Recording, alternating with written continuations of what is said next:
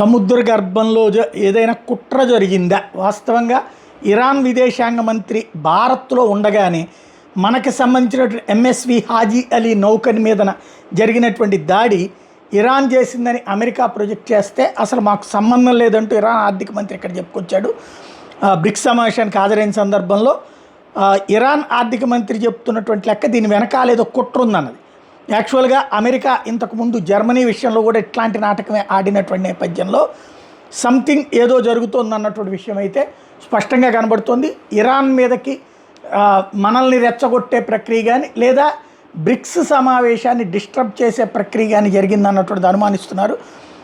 Somalia వాళ్ళని ముందు పెట్టి ఈ కథ నడిపారు అన్నట్టు. వాస్తవంగా ఈ ఎంఎస్వి ఆజియాల్ అనేది సోమాలియా నుండి దుబాయ్ వెళ్తుంది. ఒమన్లోని లీమా నగరానికి సమీపంలో ఈ నౌకలో భారీ పేలుడు సంభవించింది. మంటలను అంటుకున్నటువంటి సందర్భంలో మనోళ్ళనైతే కాపాడారు.